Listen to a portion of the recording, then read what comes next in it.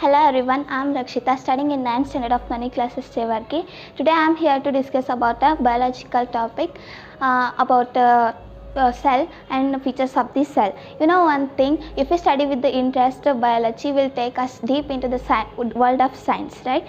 So today I am going to discuss about cell. So basically we studied before, cell is a functional, structural and mainly fundamental unit of every living organism, right?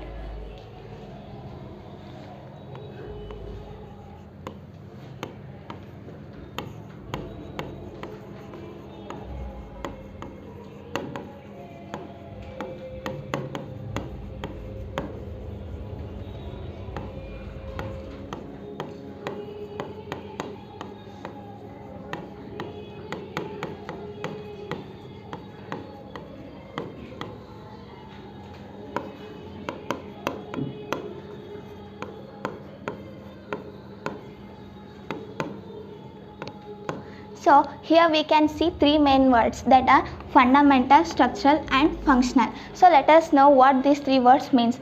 First, fundamental. Fundamental means it is a thing without which we cannot survive. Here cell is said to be the fundamental unit. That means without cell we don't gonna live. And next comes the structural. Structural means anything that gives a structure. Here cell is said to be the structure. That means cell gives the structure to our body. Next comes functional. Functional means anything that performs an activity, that performs a work is known as functional unit. Here the cell is the functional unit of our body. That means the cell performs many activities and works in our body.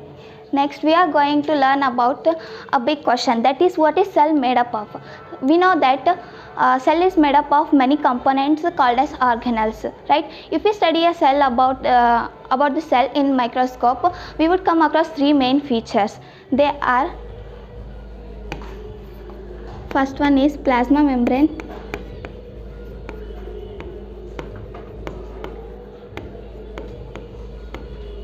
and second one is nucleus,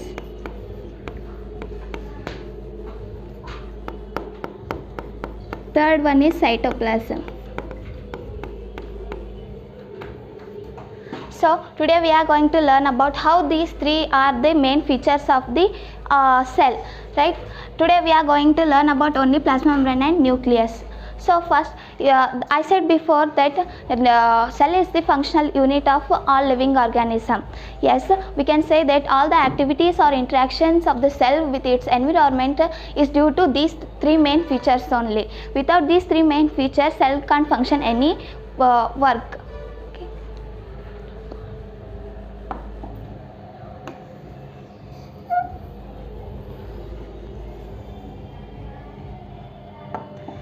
So first feature is plasma membrane.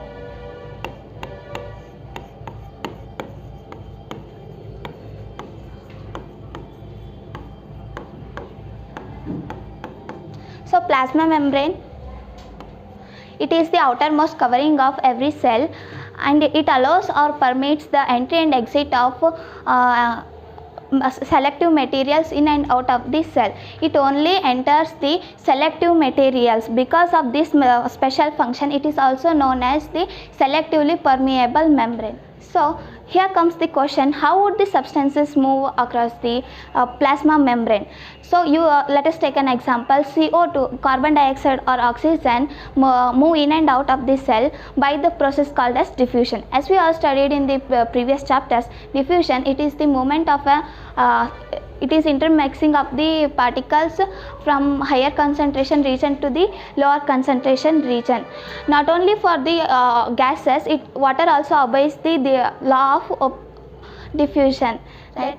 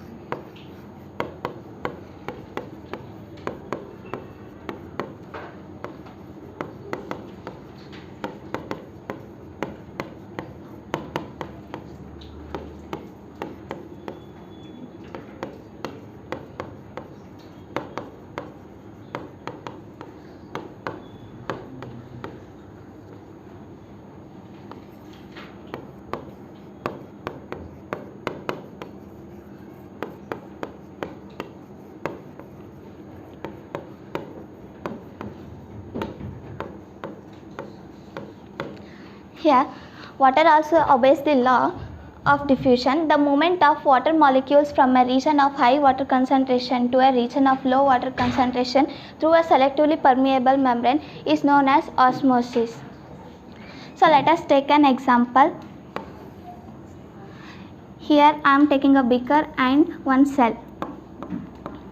So if the water concentration is high outside this cell and low inside the cell, the moment the water molecules move inside the cell, because outside it is a high concentration and inside it is low concentration, right? Next we are going to learn about three main features. Next, here comes the question, what would happen if we put a animal cell or plant cell in a solution of sugar or salt? The three things could happen here. First one is, if a solution surrounding the cell has high water concentration compared to inside the cell, then it is known as hypotonic solution.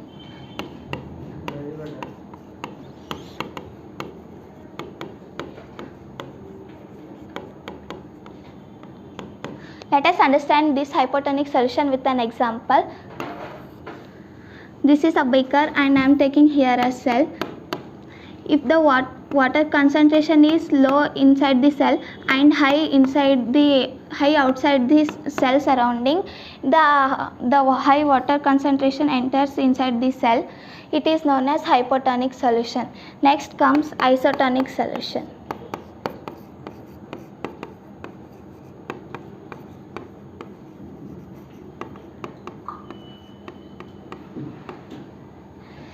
If a solution surrounding the cell has same water concentration compared to inside the cell, it is known as isotonic solution. In the isotonic solution, the inside cell also same water concentration is there, and outside also there is same water concentration. This is known as isotonic solution. Next one is hypertonic solution.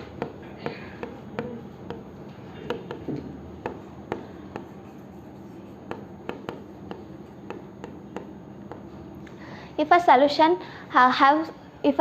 surrounding the cell has low water concentration compared to inside the cell, it is known as hypertonic solution.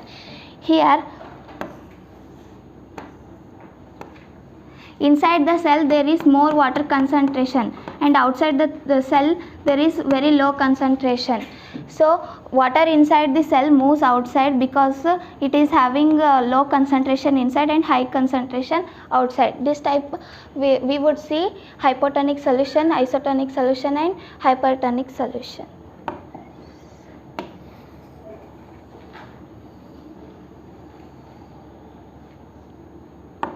Next we are going to study about nucleus.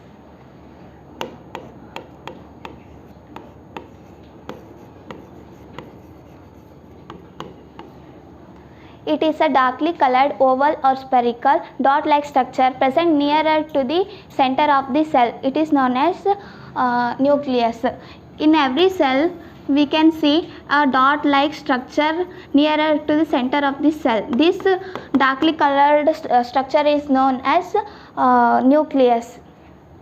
Nucleus, it is the brain of the cell. It controls all the metabolic activities of the cell, and it also transfers the materials which are present inside the cell to the cytoplasm. Cytoplasm means it is the jelly-like substance present inside the cell.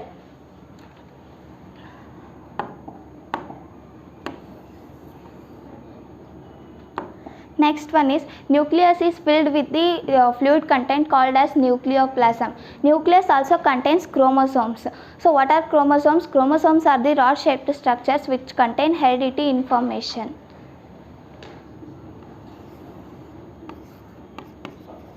Here inside we are having chromosomes. Chromosomes are rod shaped structures which contain heredity information. Next,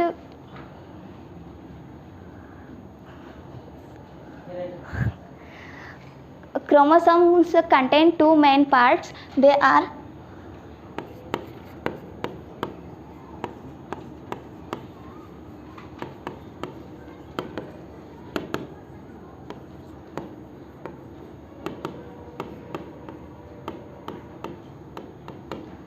First one is DNA, second one is protein. So let us discuss about DNA. DNA means deoxyribonucleic acid.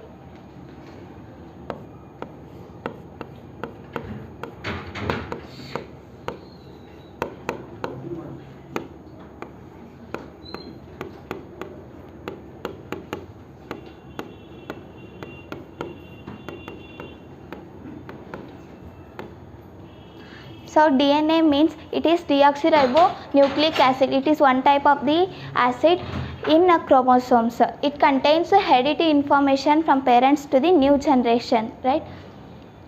Next, the small portions which are present on the DNA which contain specific information for the specific function is also called as gene.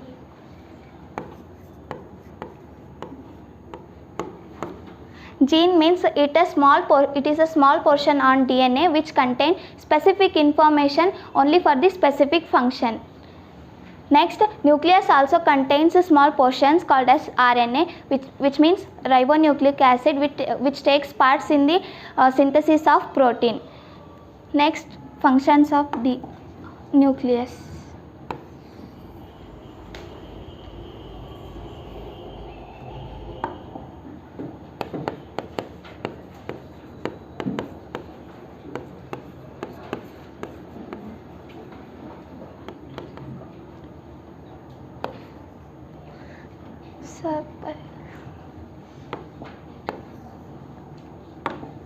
The first function of nucleus is it involves in the cellular reproduction. Whenever the cellular reproduction happen, that is due to nucleus, and it determines the cell development and maturity of the cell.